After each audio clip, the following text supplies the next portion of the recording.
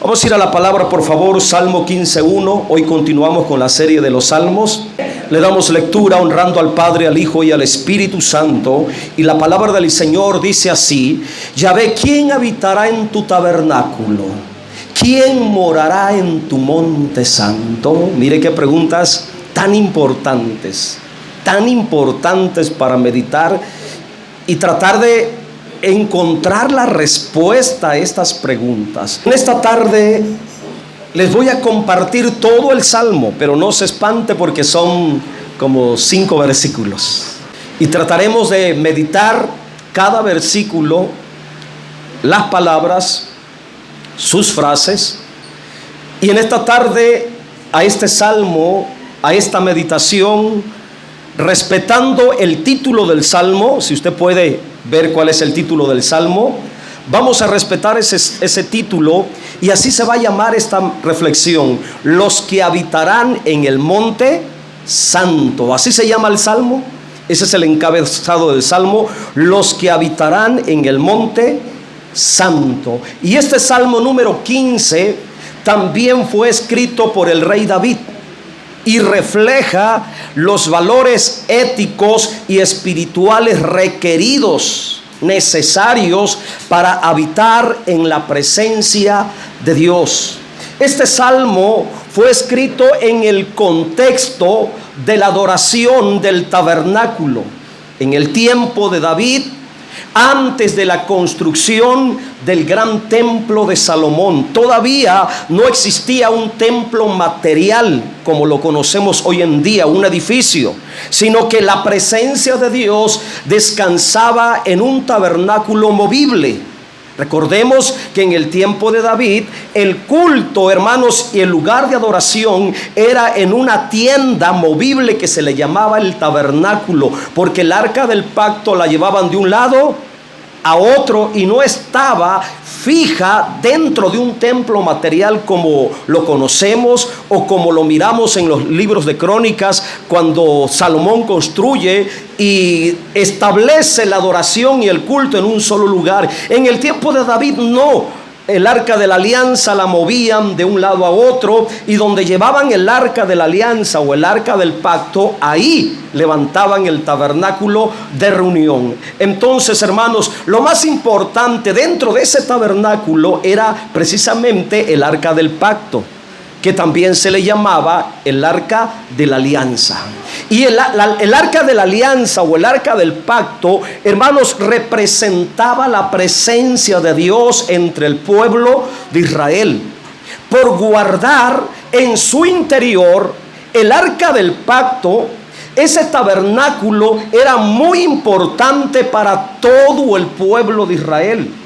Y David, como rey y como guía espiritual de las 12 tribus de Israel, porque él estaba arriba como autoridad, él como rey estaba muy involucrado en las normas de justicia y santidad para la correcta adoración en dicho tabernáculo. De hecho, David era el principal adorador, porque no solamente cantaba los salmos en la presencia de Dios, sino que también era músico y se dio a la tarea de inventar muchos instrumentos musicales para la adoración a Dios en el tabernáculo. Es sorprendente, hermanos, cuando uno lee los libros históricos de Crónicas, de Reyes, donde se mira toda una organización, hermanos, de músicos, coristas, trompetistas, arpistas, una organización impresionante, hermanos.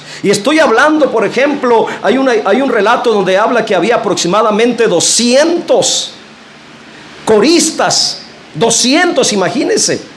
La idea, hermanos, de la organización, y todavía no estaba el tabernáculo o el santuario construido de Salomón. Solamente era el tabernáculo movible, pero ya había toda una liturgia, una organización, un programa bien estructurado de alabanza y de adoración que supera muchas congregaciones de ahora, incluyendo la nuestra. Qué impresionante, hermanos, la manera de cómo se adoraba en el tabernáculo en el tiempo de David. Ahora, ahí había una verdadera adoración Y David era muy cuidadoso sobre quién participaba en adoración. Él era muy celoso sobre quién podía entrar en el tabernáculo para adorar a Dios, porque no todos entraban. Había requisitos, había requerimientos, había reglas, había normas para poder entrar al tabernáculo, para ser parte de la alabanza, hermanos, congregacional en el tabernáculo. Por eso David, pensando y meditando sobre la importancia, hermanos, sobre lo sagrado, sobre lo santo de adorar a Dios en el tabernáculo, él pensaba y meditaba: ¿quién habitará en tu tabernáculo? ¿Quién puede estar ahí? ¿Quién califica para estar en la presencia de Dios? ¿Quién es digno de morar en el monte santo? Qué impresionante, hermanos, para que nosotros hoy aprendamos y meditemos de que hay requisitos, de que hay ciertas cosas que se tienen que respetar si queremos habitar en el tabernáculo, hablando espiritualmente, si queremos tener la comunión de Dios de manera continua y permanente. Hoy, hablando en nuestro tiempo, hoy la mayoría de creyentes intentamos adorar a Dios de alguna manera, pero no tiene que ser a la manera de nosotros, no tiene que ser a la manera de cómo nosotros pensamos, sino que tiene que ser a la manera de Dios. Hay creyentes en este tiempo que le cantan y le adoran a Dios, pero también le cantan y están muy metidos con el mundo, expresando mucha devoción a las cosas del mundo. Y ya no se sabe si son verdaderos adoradores consagrados a Dios o si siguen siendo artistas del mundo. Y no quiero mencionar nombres porque todo esto yo lo hago público en las redes sociales. Pero hay muchos personajes por ahí. Solamente le voy a dar una referencia de una que ya no se sabe si realmente es una verdadera cristiana o es una mundana, es una güera de Veracruz. Ya sabrán de quién estoy hablando. No tiene mucho que llegó por El Paso. Y sigue con su gira de su show.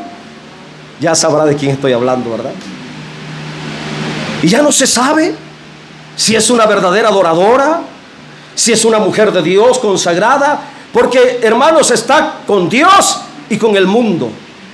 Y no puede ser así, hermanos, porque no basta con ser creyente, no basta con tener conocimiento de Dios, no basta con saber cantar o saber tocar un instrumento. Se requiere una vida justa, se requiere santidad, se requiere consagración, se requiere obediencia. Entonces nuestra adoración será espiritual y será verdadera, porque el Padre anda buscando verdaderos adoradores en espíritu y en verdad, más allá del don, más allá de la experiencia, más allá de la habilidad, que tengan la santidad, que tengan la justicia, que tengan la obediencia necesaria según la revelación de su palabra. Y este salmo revela, hermanos, revela cuáles son los requisitos. Y vamos a entrar en varios detalles, porque este salmo revela la profunda relación de la vida moral y la comunión verdadera con Dios, expresada en una vida de adoración congregacional. Entiéndase, adoración en forma de iglesia. Así que Salmo 15 nos revela y nos enseña la manera correcta de presentarnos en presencia de Dios para adorarle. ¿Cómo adorarle? ¿Y quién puede adorarle? Ahora, a continuación, terminando ya la parte de la introducción, vamos a mirar cada detalle de este salmo en sus respectivas divisiones para entender mejor su contenido espiritual para nosotros los creyentes de ahora. Vamos a comenzar con el versículo 1, porque el versículo 1, hermanos, nos muestra o nos habla acerca de la identidad y la dignidad del que puede estar con Dios, del que puede habitar y morar con Dios. Aquí en este versículo es una pregunta, hermanos, apelando a nuestro entendimiento para que lleguemos a descubrir, a identificar la identidad y la dignidad de aquel que puede habitar con Dios. Dos palabras importantes en este versículo que usted está leyendo conmigo en pantalla. Dos palabras importantes. La primera palabra, habitar. Habitar, muy importante. La segunda palabra, morar. Habitar y morar. Y estas dos palabritas, habitará y morará, expresan comunión de vida. Habitar y morar es vivir en comunión. Y el asunto es vivir en relación a Dios. Habitar con Dios, morar con Dios, andar con Dios, vivir con Dios. Dos preguntas muy importantes a esa experiencia espiritual de vivir siempre en comunión con Dios. Por ello la primera pregunta: ¿quién habitará en tu tabernáculo? ¿Quién? ¿Quién tendrá esa dignidad? ¿Quién califica para poder habitar con Dios, para poder vivir con Dios, para tener la experiencia, la gloriosa experiencia de vivir siempre en comunión con Dios? Segunda pregunta: ¿quién morará en tu monte santo? Y estas dos preguntas tienen la intención de que usted medite, de que meditemos y pensemos profundamente en el significado espiritual de habitar y morar. ¿Cómo podemos entender espiritualmente la acción de habitar en su tabernáculo? ¿Qué significa para nosotros ahora morar en su monte santo? Ahora escuche por favor con mucha atención. Para nosotros ahora, hablando espiritualmente, esto es muy importante, habitar en el tabernáculo, hermanos, habla de una realidad espiritual. El tabernáculo era el lugar de adoración en tiempo de David. Era el lugar donde se congregaban para adorar. Ahora el tabernáculo tiene una aplicación espiritual con la vida de la iglesia. El tabernáculo representa la iglesia. Es el vivir como iglesia.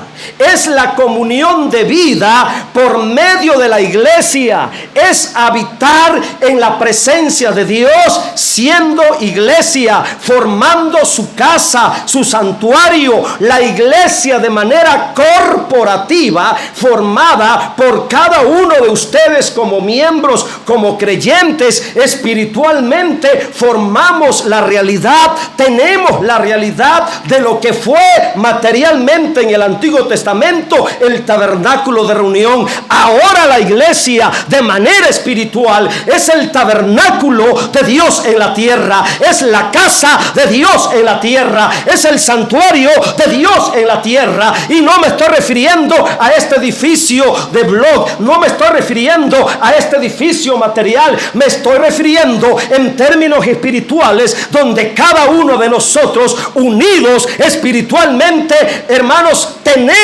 contenemos la presencia de Dios. Dios habita en nosotros, con nosotros, somos su casa, somos su santuario, somos su tabernáculo. Pero la pregunta es: ¿quién podrá ser parte de esa realidad? Porque aunque muchos se congregan, no todos viven la experiencia de habitar con Dios como su santuario, de tener a Dios como su casa, de tener a Dios como su tabernáculo, porque hay requisitos. Amén. Segundo, morar en su monte santo. Morar en su monte santo. ¿Qué estaría pensando David cuando dijo esta pregunta? ¿Quién morará en tu monte santo? ¿A qué monte se refería? Escuche y aprenda esto.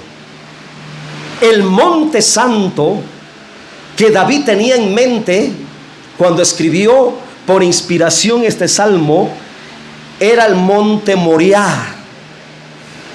El monte Moriah sería el lugar donde David tenía planeado construir un santuario para Dios. Pero Dios le dijo: David, tú no me vas a construir santuario porque tú has derramado sangre. Pero uno de tus hijos que saldrá de ti me construirá santuario a mi nombre. Y en ese monte, hermanos, donde posteriormente Salomón construiría el gran templo, el templo maravilloso que tuvieron en aquellos años el pueblo de Israel, era el monte Moriah. Y David estaba pensando, por un lado, en el tabernáculo que él tenía para adorar. ¿Quién habitará en tu tabernáculo? Pero él también estaba visualizando, adelantándose en visión personal, cuando se construyera el santuario en el monte Moriah. David decía: ¿quién morará en tu monte santo?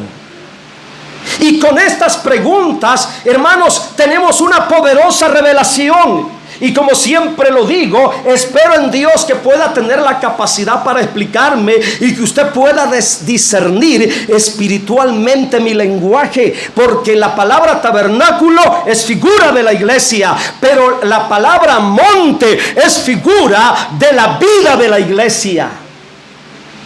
Así que se lo voy a decir de una manera más quedita, para que pueda yo explicarme. El monte santo tiene que ver con la vida del reino de Dios. El monte santo, morar en el monte santo, habitar en el monte santo, tiene que ver con aquella experiencia de la vida de la iglesia, de tener y disfrutar la vida del reino de Dios.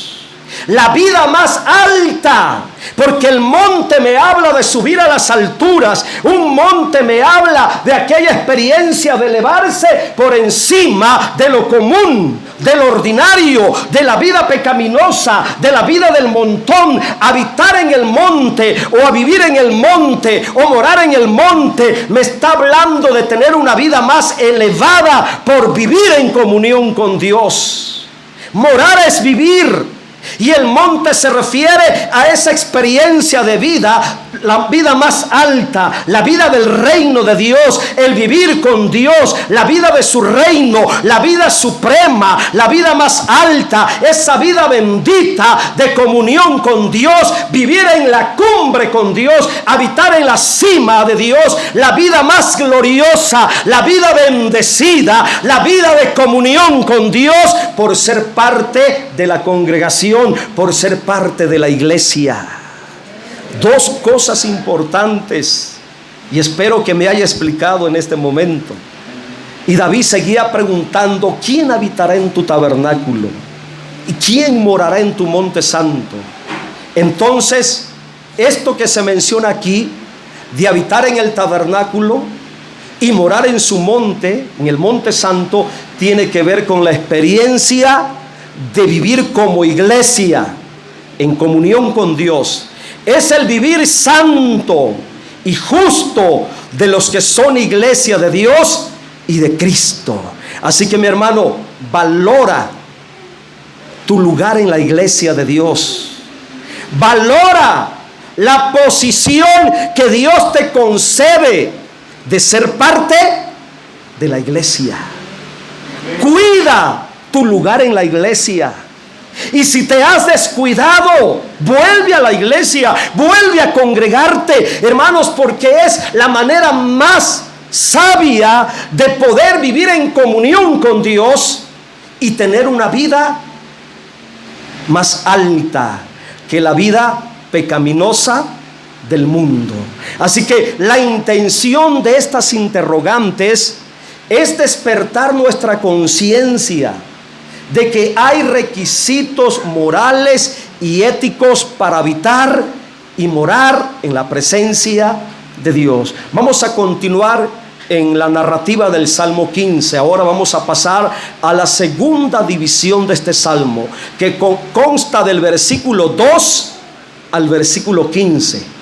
Y el versículo 2 al 15, hermanos, ahí se nos da una lista de los requisitos éticos y morales para aquel que quiera habitar en presencia de Dios, para aquel que quiera tener una comunión verdadera con Dios. Yo sé que la mayoría de nosotros deseamos tener una verdadera comunión con Dios. Yo deseo tener toda mi vida una verdadera comunión con Dios, pero aquí se nos revelan los requisitos. Así que si usted desea tener una verdadera comunión con Dios, si usted desea vivir, disfrutar la vida del reino de Dios, ponga mucha atención, porque aquí están los requisitos. Requisitos que Dios mismo pone. ¿Quién quiere estar en mi tabernáculo? Aquí están los requisitos. ¿Quién quiere morar en mi monte santo? Aquí están los requisitos. Así que muy importante, porque todo lo que se dice a partir del versículo 2 hasta el versículo 5 es la respuesta a las primeras preguntas del versículo 1. ¿Quién puede habitar en su tabernáculo? La pregunta, ¿quién puede habitar en su tabernáculo? Aquí está la respuesta. ¿Quién puede morar en su monte santo? Aquí está la respuesta. Así que los siguientes versículos revelan la identidad y la dignidad del que califica, del que puede calificar para habitar y morar en comunión con Dios. Así que vamos a entrar en detalles. Versículo 2. El que anda en integridad, hace justicia y habla verdad en su corazón, ellos califican para morar en el tabernáculo, para ser parte de la iglesia, para tener verdadera comunión con Dios por medio de la vida de la iglesia. Ellos califican para tener una vida en la cumbre, una vida más alta, una vida gloriosa, una vida bendecida, la vida del reino de Dios. El que anda en integridad, el que hace justicia y habla en verdad en su corazón. Si usted tiene tales virtudes en su carácter y en su corazón, usted califica para poder morar con Dios en su tabernáculo. Entiéndase la iglesia, para tener la vida del monte, la vida en la cumbre, la vida más alta. A Dios le agrada esta clase de personas con estas virtudes morales en su corazón, y únicamente a ellos, solamente con ellos, los que andan en integridad, los que hacen justicia y los que hablan verdad en su corazón, solamente a ellos les compartirá su presencia. Solamente a ellos se abre para que puedan habitar con Él, vivir con Él, morar con Él. Así que tener a Dios, hermanos, estar con Dios y sentir a Dios es asunto de nuestro corazón, porque estas cualidades tienen que ver con el carácter y con el corazón. Explico: ser íntegro.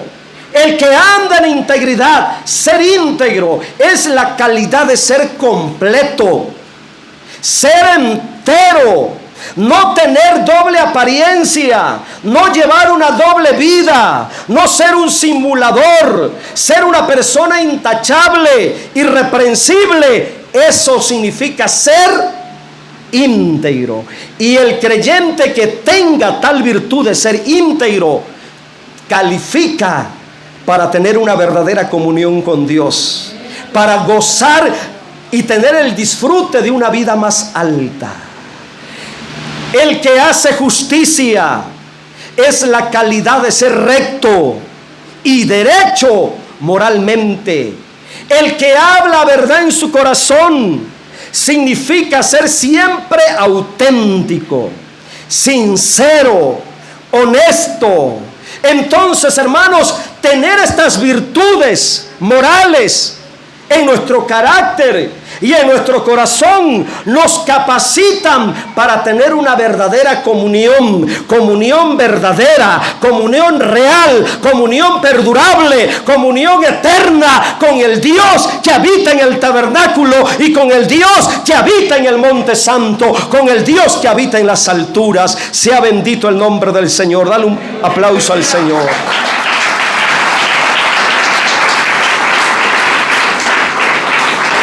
Entonces, ¿quién puede habitar en el tabernáculo? ¿Quién puede habitar en el monte santo? El que anda en integridad, el que hace justicia, el que habla verdad en su corazón. Ahora, esto es muy importante porque estamos hablando de la experiencia de tener a Dios, de sentir a Dios. Y voy a hacer énfasis en esto último. Estoy hablando de la experiencia de sentir a Dios, porque cuando uno vive en comunión con Dios, uno siente a Dios. Y muchas veces en las congregaciones preguntamos, ¿cuántos sienten la presencia de Dios? Y la mayoría dice, amén, amén. Pero en la realidad, no todos sienten la presencia de Dios. Algunos dicen amén por costumbre.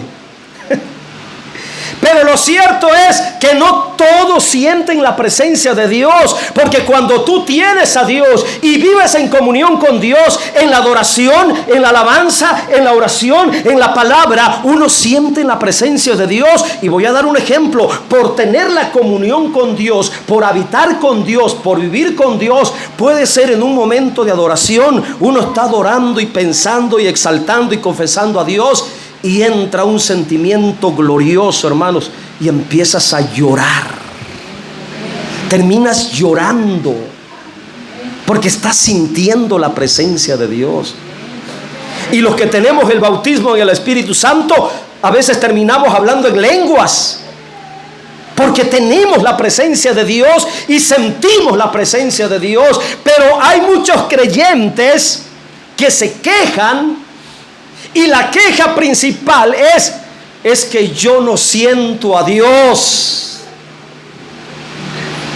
Y el no sentir a Dios es asunto de lo que usted es en su corazón. Estoy hablando de corazón, porque ahí el texto habla del corazón. Y según tu corazón es la experiencia que tendrás con Dios. Según lo que somos en nuestro corazón, será la experiencia de vida que tengamos en comunión personal con Dios. Así que estas virtudes de carácter y de corazón, repito, integridad, justicia y honestidad de corazón, son necesarias, son requisitos, hermanos, necesarios, indispensables para todo aquel que desee tener verdadera comunión con Dios por medio de la iglesia como tabernáculo.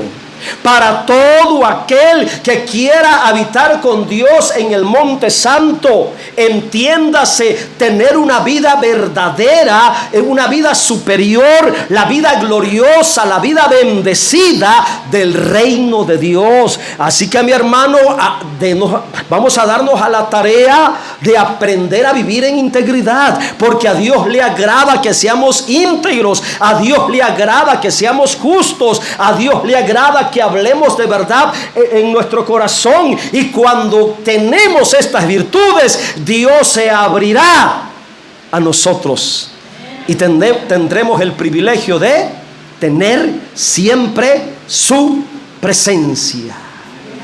Dicho de otra manera, para ser firme en Dios y disfrutar plena comunión con Dios por medio de la iglesia expresada en el tabernáculo y el monte santo, figura de una vida superior, bendecida y gloriosa, usted y yo necesitamos tener estas virtudes de carácter y de corazón.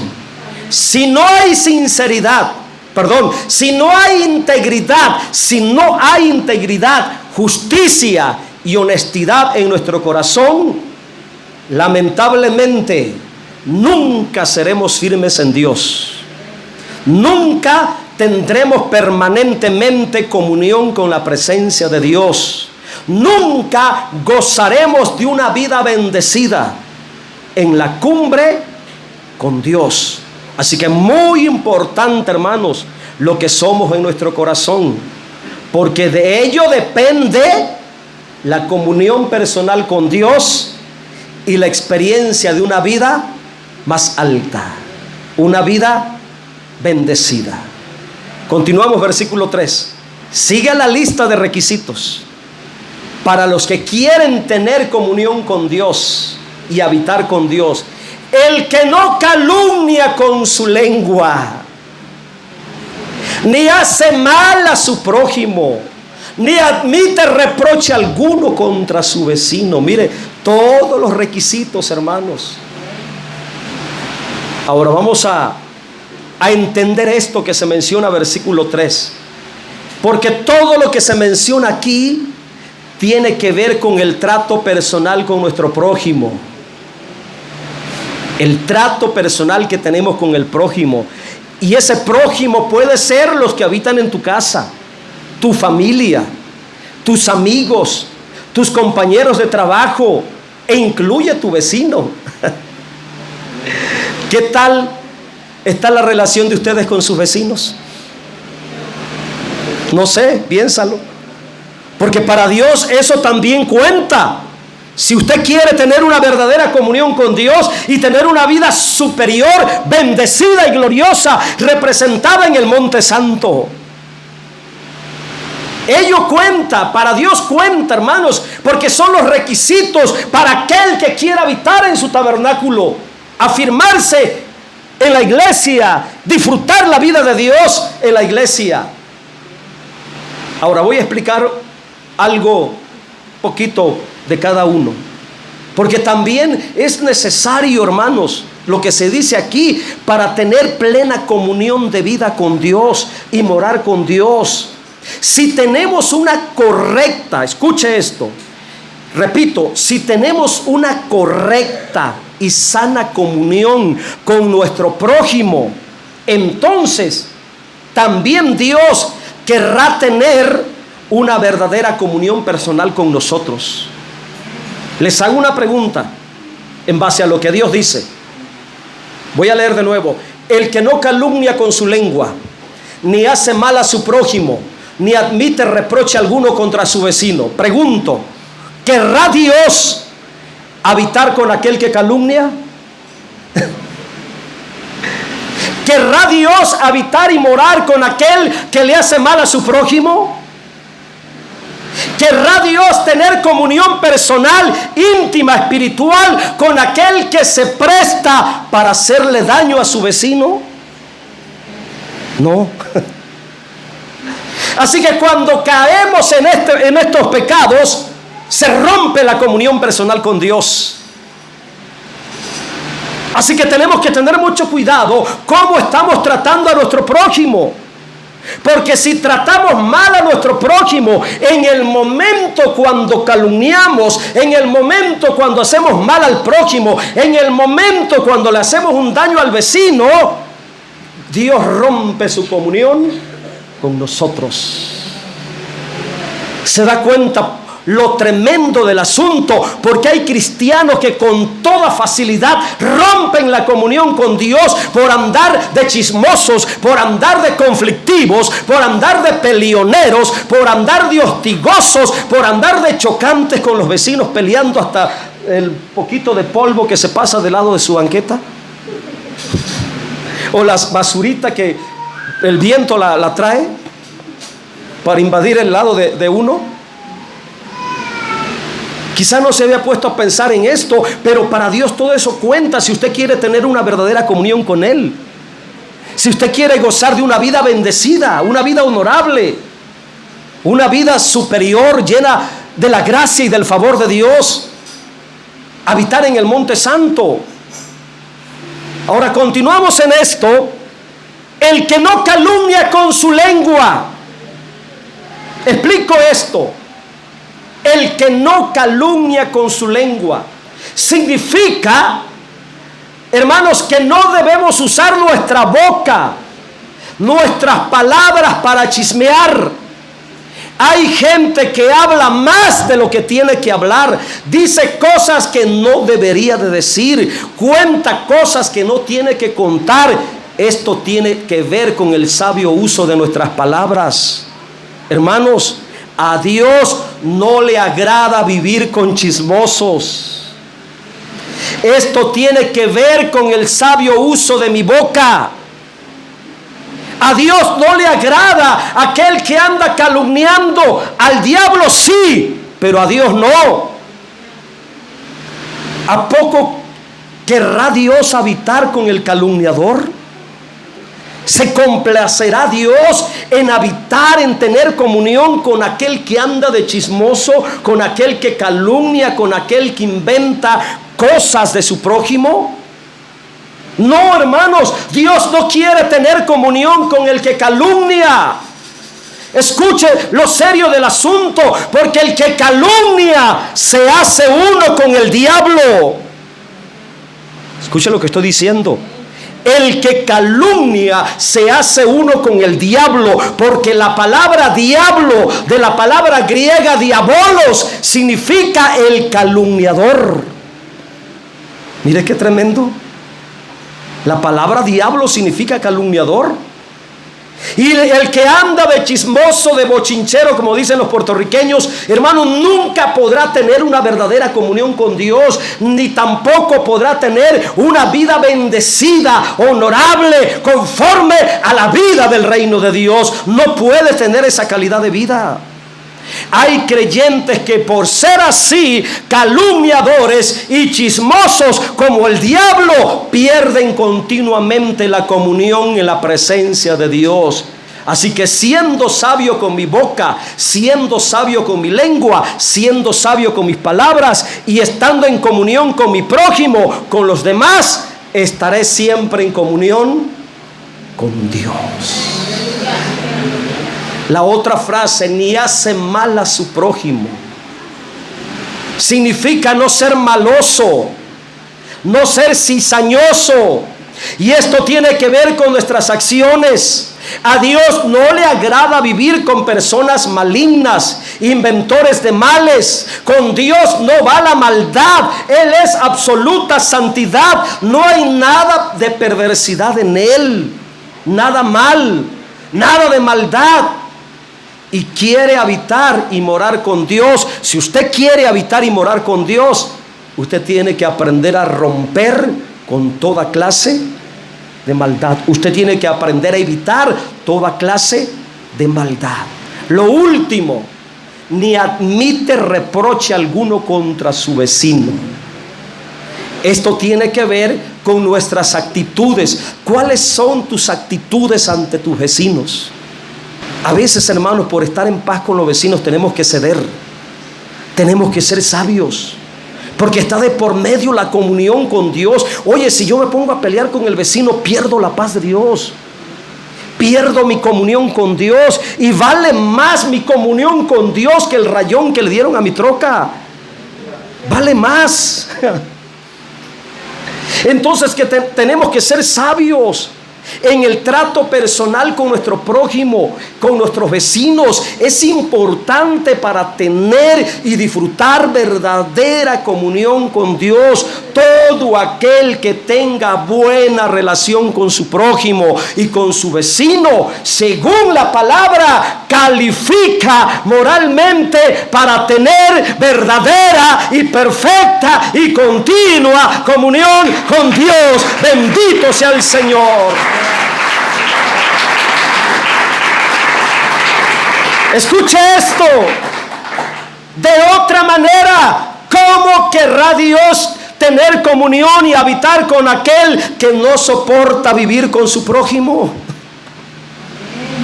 ¿Cómo querrá Dios tener verdadera comunión con aquel que no soporta vivir con sus vecinos y en lugar de amarlos los aborrece o los maldice?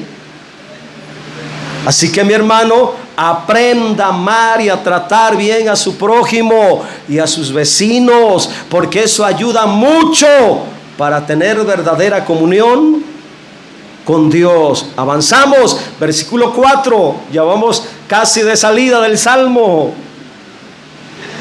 Otra, cosas importantes que son parte de los requisitos para aquel que quiera morar en su tabernáculo, la vida de la iglesia. Para aquel que quiera habitar en el Monte Santo, la vida bendecida, honorable y gloriosa.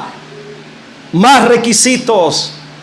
Aquel cuyos ojos el vil es menospreciado, pero honra a los que le temen, honra a los que temen a Jehová. El que aún jurando en daño suyo, no por eso cambia. Tales personas que son así, califican para tener verdadera comunión con Dios y tener siempre una vida bendecida y honorable. Aquel cuyos ojos el vil es menospreciado, significa, hermanos, no darle importancia a la gente mala y perversa, no darle publicidad ni crédito a la gente que anda haciendo el mal, no darle importancia al malvado ni a sus vilezas. Dicho de otra manera, no hacer alianza ni compromiso con aquellos que se dedican a hacer lo malo. Mire que en la cultura de esta tierra pecaminosa se exalta más al malo y se olvida y se menosprecia o se tiene en poco a los justos. Recientemente estaba yo hablando con una persona por allá y me empezó a decir que él conoce a los narcotraficantes de Guadalajara y mencionó nombres y apellidos y hacía honor. Y mira, aquí estoy tomando con ellos. Y yo solamente lo escuchaba y pensaba, Dios mío, ¿en qué nos ayuda estar exaltando a esa gente criminal? ¿En qué nos ayuda estar afamando a esa gente maligna, diabólica, llena de inmundicia y de maldad?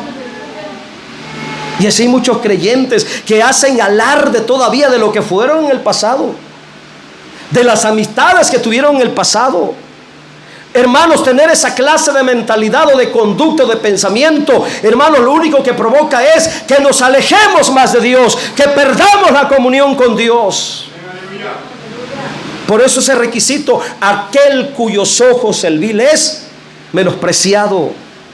Pero hay está el otro, pero honra a los que temen a Jehová. Significa reconocer y honrar a los que tienen temor reverente a Dios. Significa tener mucha estima a los que respetan a Dios. El que honra a Dios, hermanos, es digno de que se le reconozca.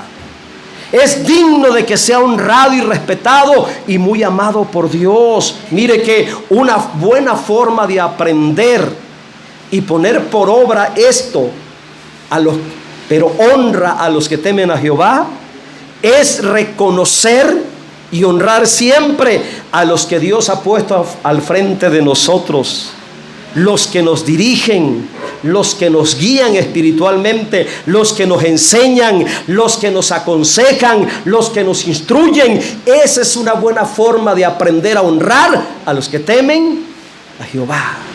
Y la última frase, porque quiero ir rápido ya para terminar.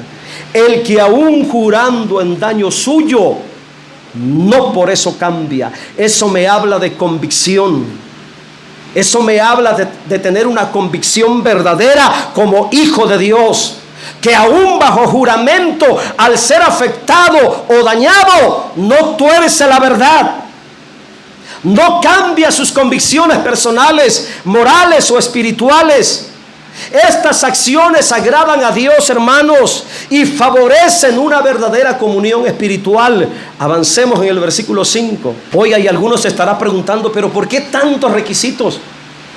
Pues es vivir con Dios, habitar con un Dios santo. ¿Cómo no va a haber requisitos?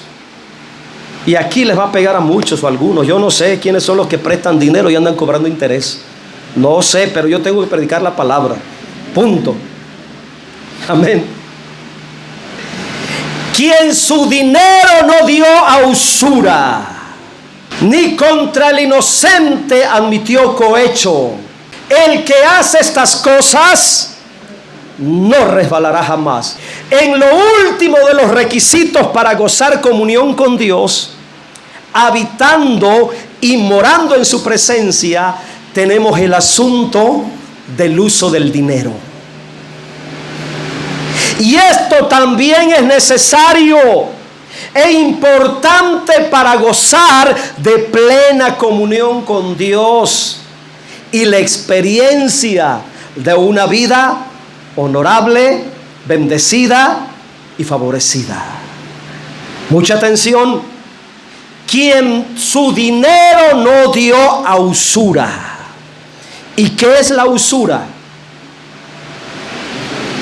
La usura es el cobro de interés por una deuda. Es el cobro de interés por un préstamo.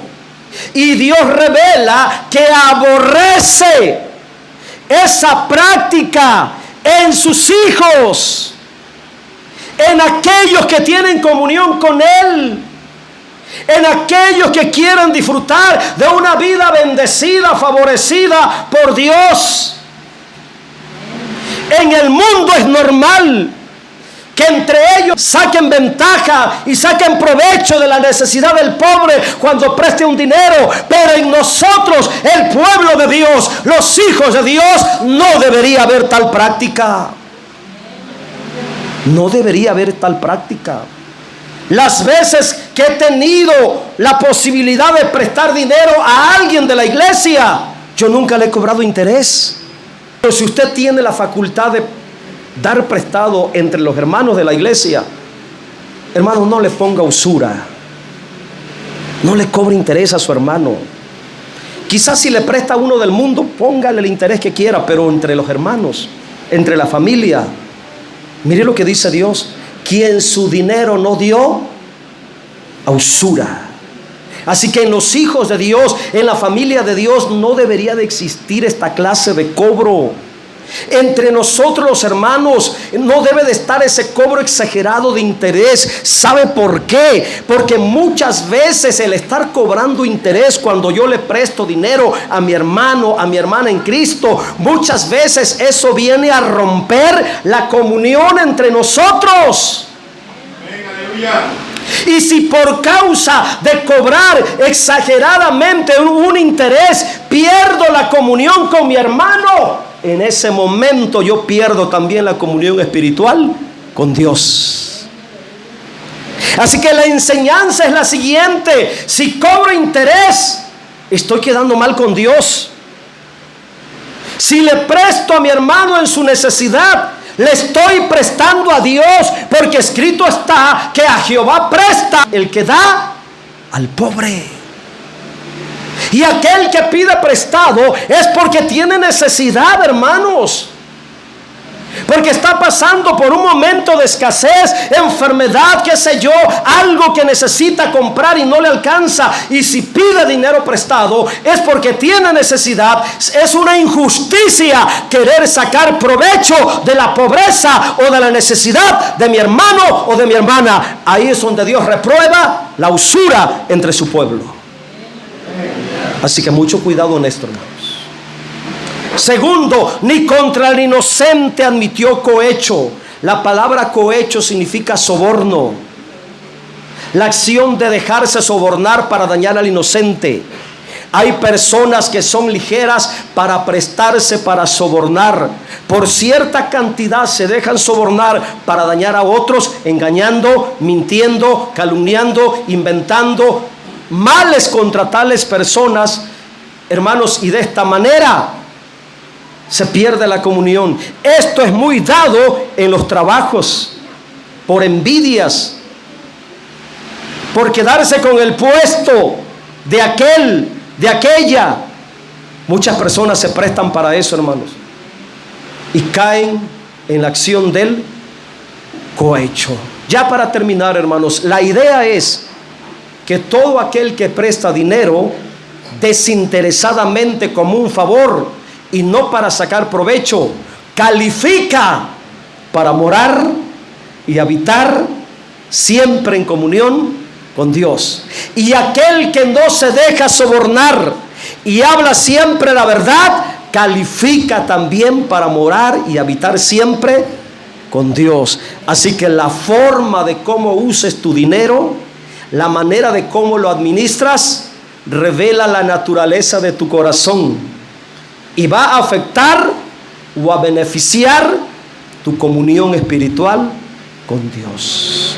La última frase del texto dice: el que hace estas cosas no resbalará jamás.